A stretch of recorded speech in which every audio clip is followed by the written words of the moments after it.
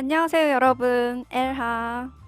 안녕하세요. 네. 한 주간 잘 지내셨습니까? 항상 건강 잘 챙기시고, 마스크 잘 쓰시고, 또 손도 청결제로, 세정제로 잘 닦고, 손도 자주 씻으시면서, 우리 힘내고, 이 시기를 잘 견뎌냈으면 좋겠습니다. 네. 오늘 제가 소개해드리고 싶은 책은 의욕의 기술이에요. 이 의욕의 기술은 시작은 하고 싶은데 엄두가 안 나는 분들, 또는 축 처져 있어서 도대체 이 처지는 심리를 내가 어떻게 감당이 안 돼! 라고 생각하시는 분들을 위해서 최적의 책을 들고 왔습니다. 이 책은 저희 어떤 식으로 우리가 추락하는 의지를 바로잡아서 다시 올릴 수 있는지, 다시 상승시켜서 목표로 향해 달려가면서 내가 이제 행동을 할 거야.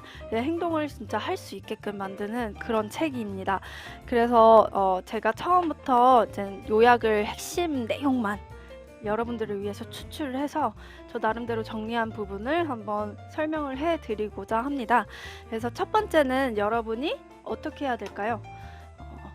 축 처져 있고 아무것도 하기 싫고 근데 목표는 이뤄야 되는데 참 죄책감도 들죠. 막 해야 되는 일이 있을 때 해야 되는 일이 있는데도 안 하는 그 심리, 굉장히 뭔가 무겁죠. 뭔가 몸은 쉬고 있는데 정신은 뭔가 죄책감으로 사로잡혀 있죠.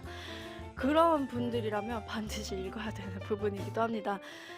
우리가 어떤 일을 시작할 때, 하려고 할 때 사실은 이런 심리적 장애물을 없애야 돼요. 완벽한 상태는 없다는 거 항상 우리가 인지를 해야 됩니다. 사실 제가 봤을 때는 완벽이란 단어가 탄생했다는 것 자체가, 완벽이라는 것은 존재한다. 내가 생각하는 완벽한 상태가 있을 것이고 다른 사람이 생각하는 완벽한 상태가 있는데, 그런 완벽한 상태는 사실 지속하기도 어렵고 언제 갑자기 나타날지도 모르고 그런 거죠. 그렇기 때문에 그런 완벽한 상태, 완벽한 마법의 상태를 어떤 기대하는 그 심리 자체를 아예 허무는 거예요. 원래 삶은, 우리의 생활은 불안정하고 늘 이렇게 언스테이블하다 라고 생각을 하고 계시면은 그러려니 하는 심리, 이 심리가 굉장히 되게 편하면서도 내가 어떤 일을 시작하는 데는 최적의 심리라는 거예요. 그래서 우리가 인지해야 될 거는, 지금 이 책의 36페이지, 37페이지에서 그런 부분, 심리적 부분이 나오는데요. 여러 가지 예시를 듭니다, 이 저자가. 자, 얘기를 해보면, 일과 삶의 완벽한 균형 이라는 마법 같은 상태는 존재하지 않는다.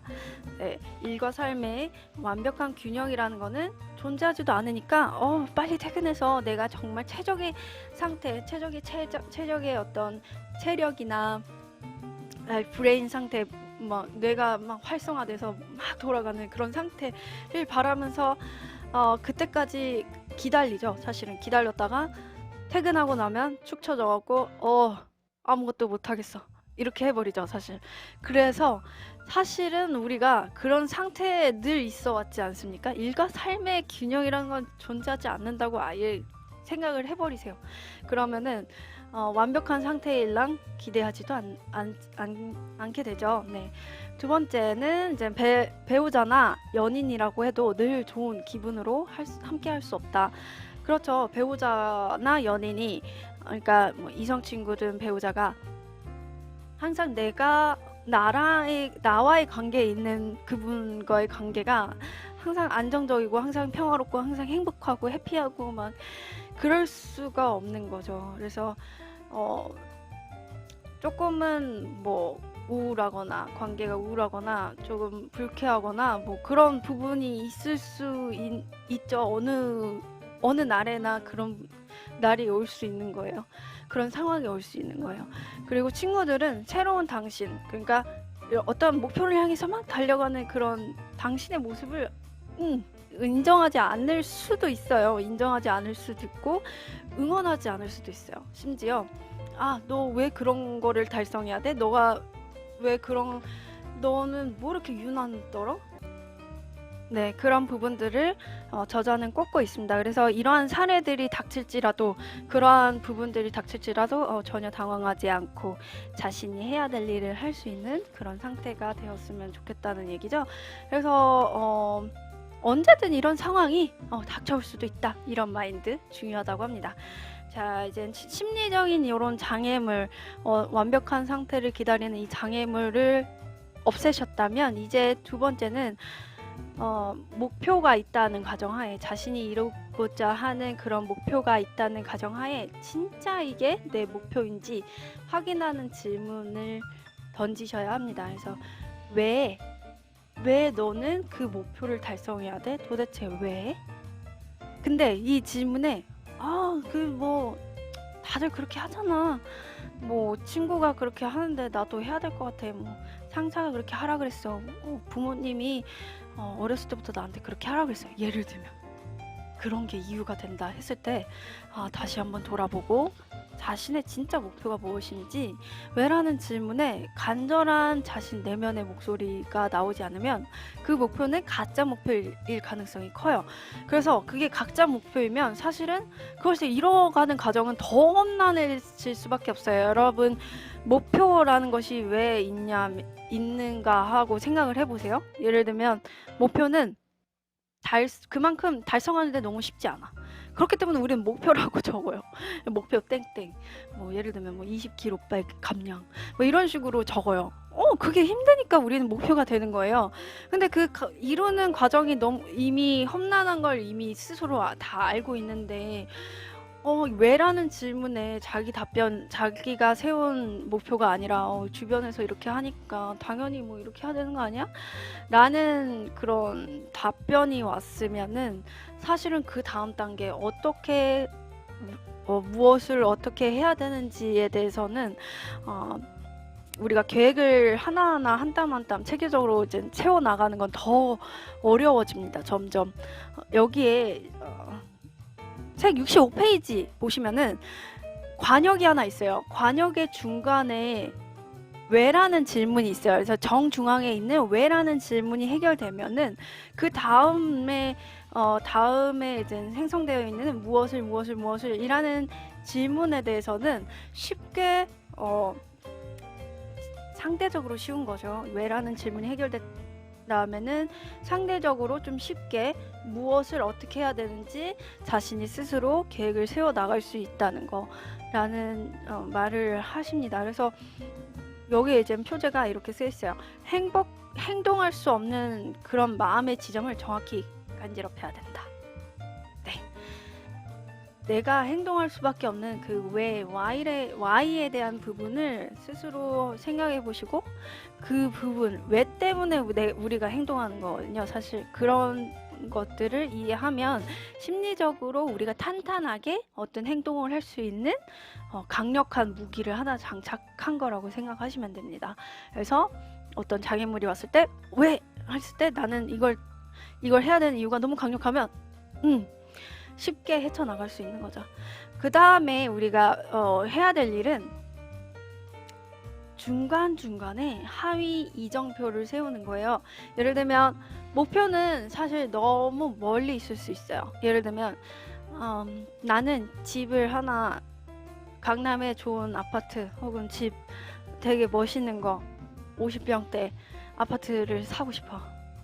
네, 그걸 이룰 수 있는 날이 도대체 언제인지 가늠하기는 어렵습니다. 어렵기 때문에 아예 뭘 어떻게 해야 될지도 모르는 거예요. 네. 근데 중간중간에 하위 이정표는 만들 수 있어요. 처음에 1,000,000원 벌기. 그 다음 연도에 그걸 불려서 투자해서 3,000,000원 만들기. 예를 들면 이런 하위 이정표를 하나하나 만들어 나가면 그 마지막에 강남에 좋은 50평대 아파트를 구입한다는 그 목표를 이루는 길이 성취감이 들겠죠. 중간중간 좌절하지 않고 그래도 내 인생에 한 번은 그런 좋은 집을 마련할 수 있겠구나라는 게 희망과 성취감이 들면서 그 목표로 지치지 않고 달려갈 수 있다는 거예요. 그 다음에 마지막으로 제가 이제 얘기를 하고 싶은 거는 저자가 30분 몰입 법칙이라고 알려줍니다. 그래서 이 30분 몰입 법칙은 뭐냐면 30일 동안 30분씩 매일 몰입을 해서 그 목표를 이룰 수 있는 행동을 진행하는 겁니다. 자, 이게 30분 몰입 법칙 하면은 여러분 어떻게 보면 너무 간단해요. 그래서 뭘 이거를 이렇게 썼어? 라고 생각할 수 있는데 되게 소름 끼친 거는 사람들이 30분 동안 매일 30일씩 또 몰입을 안 한다는 얘기거든요. 거꾸로 생각하면. 그래서 더 하이 레벨의 어떤 단계, 어떤 식으로 행동을 해라 라는 법칙도 알려줘요, 사실은. 그렇지만 지금 제가 말씀드리는 이 30분 몰입 법칙은 어떤 거냐면 30일 동안 이룰 수 있을 만한 목표를 하나 정하는 겁니다. 하나 정해서 30일 동안 진짜 매일 빠지지 않고 30분씩 매일 몰입해서 그 행동을 진행하는 거예요. 이게 들어보면 간단하죠. 제목도 30분 몰입 법칙 굉장히 간단합니다. 근데 이거를 하는 사람은 많지 않을 거예요. 쉬운 목표를 제가 어떻게 보면 쉬운 방법을 알려드리는 거고요. 이제는 우리가 행동을 나서야 될 것 같습니다. 네, 심리적으로 어떻게 장애물을 없애는지에 대해서도 알려드렸고 그 방법에 대해서도 구체적으로 알려드렸는데, 그러면 이제부터 세 가지 포인트, 실천하기 위한 세 가지 포인트를 정리해서 말씀드릴게요. 첫 번째는 자신이 아직 이루고 싶은 목표가 아직 없어. 그러면 그 이루고 싶은 목표를 정하는데 단 왜 이뤄야 되지? 라는 질문을 스스로한테 이제 물어보시고 그 질문에 아주 정확하게 구체적으로 잘 대답을 할 수 있는 목표를 대신에 정하는 겁니다. 그래서 목표를 첫 번째 정하고, 두 번째는 그 최종 목표로 가는 길에 중간중간에 어떤 이정표를 세울 건지를 하위 이정표를 세우는 거예요. 그래서 최종 목표로 가는 길까지 외롭지 않고 지치지 않도록 자신이 그 최종 목표에 다다르는 그 길의 방향성에 중간에 잘 도달할 수 있는 그런 이정표를 세우는 거죠. 네. 마지막으로는 매일 30일 동안 아까 말씀드렸던 30분씩 몰입해보기. 그래서 요것들을 여러분이 지금 어떤 것을 시작하기에 정말 엄두가 나지 않으신 분들은 세 가지 포인트만 기억하시고 한번 진행해보시면 삶의 활력소를 찾으시면서 다시 목표를 향해 한 걸음씩 나아갈 수 있는 그런 행동력 강한 사람이 될 거라고 저는 생각을 합니다. 그래서 오늘 제가 소개해드린 책은 의욕의 기술이고요. 다음번에는 또 좋은 책, 우리가 바로 실천할 수 있고 그런 팁들을 알려줄 수 있는 유익한 책으로 만나 뵙도록 하겠습니다. 그럼 여러분 다음 한 주간 정말 건강 유의하시고 다음 시간에 뵙도록 하겠습니다. 엘바, 안녕히 계세요.